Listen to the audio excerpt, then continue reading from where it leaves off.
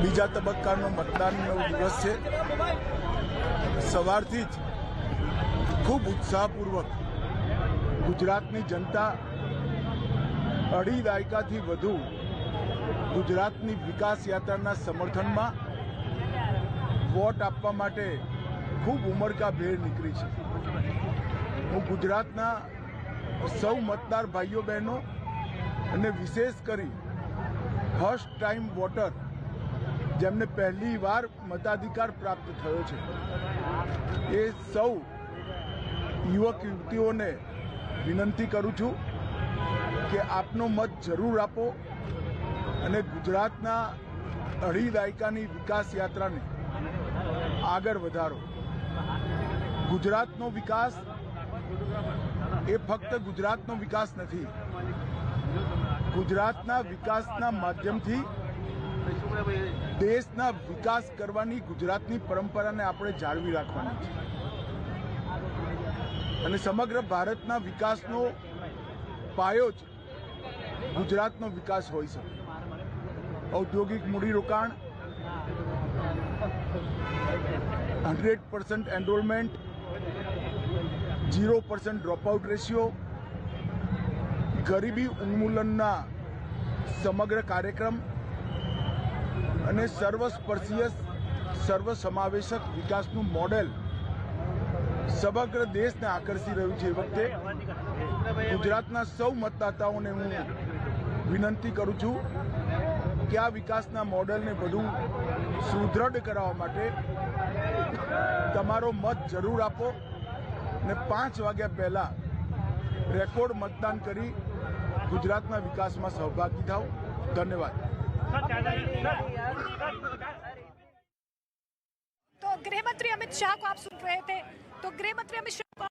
थे। देखिए, vote appeal करते हुए हाथ में जो स्याही है ये लोकतंत्र के पर्व की स्याही दिखाते हुए परिवार के साथ, और ये भी अपील करते हुए फर्स्ट टाइम वोटर्स को कि प्लीज अपने घरों से बाहर निकले, क्योंकि जो विकास मॉडल कर रहा है उस विकास मॉडल को, उस विकास रथ को, उस विकास पथ को आगे बढ़ाना है और इसे बढ़ा सकते हैं। ऐसे में बड़ी तादाद में लोग अपने घरों से बाहर निकले और अपने वोट हक का इस्तेमाल करने का अपील जो है गुजराती में भी यहाँ पर करते हुए नजर आए हैं। तस्वीरें आज हो जाती है क्योंकि अमित शाह अपने पूरे परिवार के साथ यहाँ पर पहुंचे और अपने वोट हक का इस्तेमाल किया है। देखिए, ये अपील करते हुए इसके अलावा 27 सालों से गुजरात में बीजेपी का किला नहीं पाया है और ऐसे में इसी विजय रथ को आगे बढ़ाने के लिए, विकास के रथ को बढ़ाने के लिए, गुजरात का विकास नहीं, गुजरात का विकास नहीं, पूरे देश का विकास है। ऐसे में पूरे परिवार के साथ वो उंगली का स्याही दिखाते हुए कि पूरे परिवार ने किस तरीके से इस लोकतंत्र पर्व में हिस्सा लिया, वोट किया और इसके बाद वोट अपील भी यहाँ पर करते हुए नजर आए हैं। ये तमाम तस्वीरें देखिए, ये एक्सक्लूसिव तस्वीरें, और ये देखिए उनका काफिला अब जो है निकलता हुआ यहाँ से नजर आ रहा है, क्योंकि उन्होंने अपना वोट डाल दिया है। और इससे पहले हमने प्रधानमंत्री नरेंद्र मोदी की भी वो तमाम तस्वीरें देखी, पैदल चल प्रधानमंत्री नरेंद्र मोदी आए और उन्होंने अपना वोट कास्ट किया। ये तस्वीरें, उनका काफिला अब जो है निकलता हुआ नजर आ रहा है अपने परिवार के साथ। अब लौटते हुए अमित शाह देखिए अभिवादन करते हुए, हाथ हिलाते हुए भी आपको नजर आएंगे तस्वीरों में। अमित शाह, उनके परिवार के साथ सोनल शाह, उनकी बेटी जय शाह, उनके बेटे गाड़ी में आपको नजर आ रहे होंगे। ये देखिए, तमाम तस्वीरें, एक्सक्लूसिव तस्वीरें आप देख पा रहे हैं। अपना वोट कास्ट करने के बाद अमित शाह यहाँ से निकलते हुए तमाम कार्यकर्ताओं को, और तो ये अभी भी 2 तस्वीरें आपकी टीवी स्क्रीन पर है। पहली तस्वीर जिसमें गृह मंत्री अमित शाह यहां से आगे बढ़ रहे हैं, यानी वोट कास्ट किया, उसके बाद वो एक मंदिर में पूजा दर्शन करने गए और वो एक एक करके अब तीनों तस्वीरें हम आपको दिखा रहे हैं। पहली तस्वीर जो कि अभी काफिला जा ही रहा है उनका, दूसरी तस्वीर जिसमें वोट कास्ट करने के बाद स्याही लगी हुई उंगली उन्होंने दिखाई, और तीसरी तस्वीर वो तस्वीर है जिसमें एक मंदिर में वो पहुंचे और अपने पूरे परिवार के साथ, यानी बेटे और अपनी पत्नी के साथ वो उस मंदिर में भी गए। और वहां से निकलकर कुछ ऐसे लोग भी थे, ऐसे कुछ कार्यकर्ता, कुछ ऐसे लोग जो उनके मुरीद हैं, जो उनकी कार्यप्रणाली को पसंद करते हैं, उन सभी से मुलाकात करके थोड़ा वक्त सबको देते हुए अब वो आगे बढ़ चुके हैं। क्योंकि आप समझ सकते हैं देश के गृह मंत्री है तो उनकी व्यस्तता उसी तरीके से संभवतः आज देश के प्रधानमंत्री तो पहुंच जाएंगे दिल्ली और इनका भी अगला कार्यक्रम वही होगा।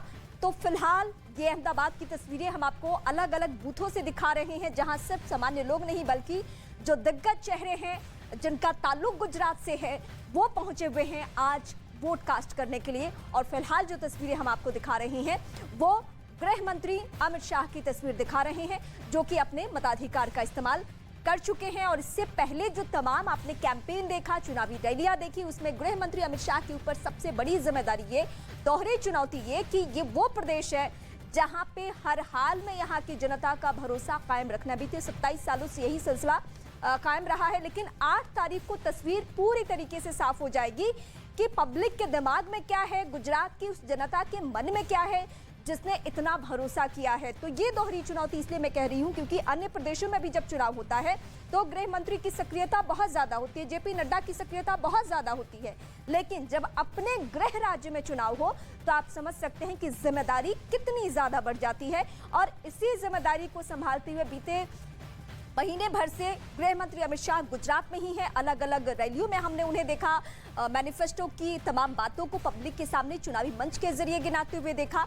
और अब एक बार फिर से आपकी टीवी स्क्रीन पर वो दो तस्वीर, जिसमें पहली तस्वीर पीएम मोदी ने वोट कास्ट किया, दूसरी तस्वीर जिसमें गृह मंत्री अमित शाह ने वोट कास्ट किया। ये दोनों दिग्गज अब वोट कर चुके हैं।